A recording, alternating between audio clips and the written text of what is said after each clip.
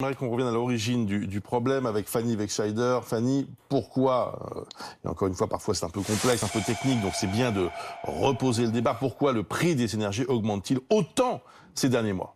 Eh bien oui, c'est parce qu'il s'agit en quelque sorte d'une réaction en chaîne, à commencer par le prix du gaz. Pourquoi est-ce que le gaz naturel augmente? Il y a plusieurs facteurs, on l'a dit. Tout d'abord, la reprise de la demande en Asie sur le gaz naturel liquéfié avec l'amélioration, grosso modo, de la situation sanitaire. Les vaccins, l'assouplissement des mesures de confinement cette année. De manière générale d'ailleurs, même raison pour cette reprise économique mondiale qui contribue donc à cette hausse du prix du gaz historique sur le marché mondial et la conséquence en France.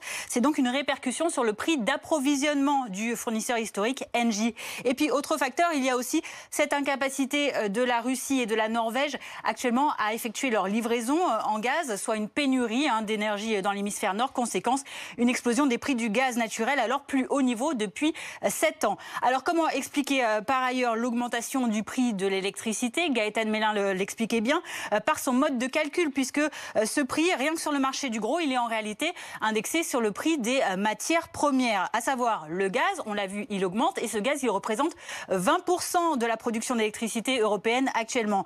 Le prix également de la tonne de CO2 sur le marché du carbone européen qui a doublé depuis les débuts de l'année pour atteindre 100 € la tonne. Et il y a aussi le prix du charbon, lui aussi, qui augmente et qui participe à 13% de la production d'électricité européenne. Hausse également de l'électricité due à l'augmentation depuis plusieurs années déjà des taxes également sur l'électricité, notamment la CSPE, qui finance entre autres le développement des énergies renouvelables. Ces augmentations de tarifs sont pourtant parfois paradoxales en France.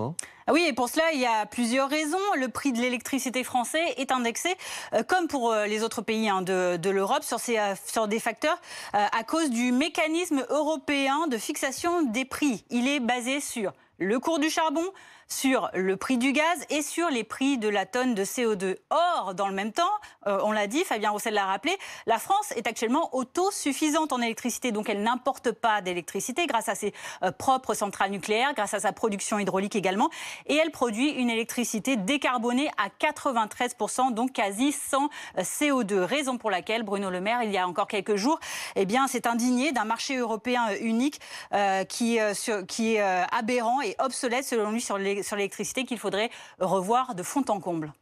Merci beaucoup Fanny.